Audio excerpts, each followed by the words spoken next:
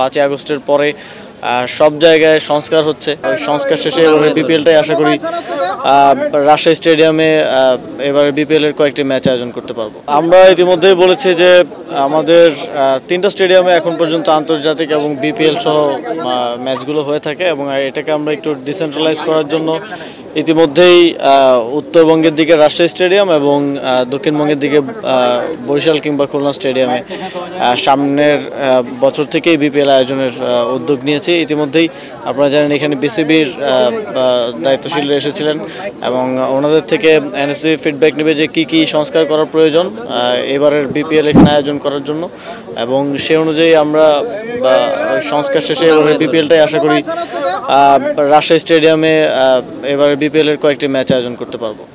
আমার মনে হয় যে এটা এই পর্যায়ে আসতো না যদি ছাত্র সংগঠনগুলো নিজেরা বসে একটা সোশ্যাল কন্ট্রাক্ট বা নিজেরা একটা বোঝাপড়ায় আসতে পারতো, যেহেতু 5ই আগস্টের পরে সব জায়গায় সংস্কার হচ্ছে। হিরন আরও মিনারেল ওয়াটার মাত্র 50 পয়সায় প্রতি লিটার।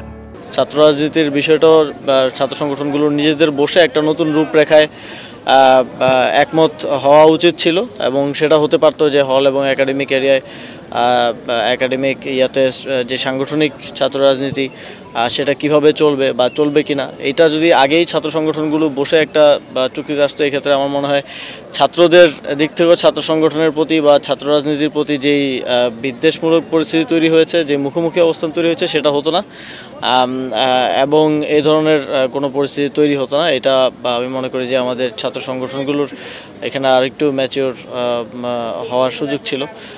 তবে ছাত্র রাজনীতির এখনও যদিও ঢাকা বিশ্ববিদ্যালয় হলগুলোতে ছাত্র রাজনীতি নিষিদ্ধ করেছে, কিন্তু তারপরেও আরও অনেকগুলো বিষয় আছে যেগুলো ডিসপিউটেড। আমি মনে করি এই বিষয়গুলোতে ছাত্র সংগঠনগুলোর নিজেদের বসে একটা শিক্ষার্থীদের দাবি অনুযায়ী শিক্ষার্থী বান্ধব একটা সিদ্ধান্ত নিয়ে ছাত্র রাজনীতি আগামীতে কীভাবে চলবে একটা রূপরেখা প্রণয়ন করে নিজেদের মধ্যে একটা কন্ট্রাক্টের মতো করে 90 আপনারা জানেন যে পরিবেশ পরিষদের মাধ্যমে একটা বোঝাপড়া হয়েছিল, সেরকম একটা বোঝাপড়া হতে পারে এবং তার ভিত্তিতে আগামীতে চলতে পারে। এই বিষয়ে আমি কোনো মন্তব্য করতে চাই না। আমার মনে হয় যে এই পরিস্থিতি, আমি যেটা বললাম যে এই পরিস্থিতিতে আসাই লাগতো না যদি ছাত্র সংগঠনগুলো নিজেদের মধ্যে একটা বোঝাপড়ায় আসতে পারতো।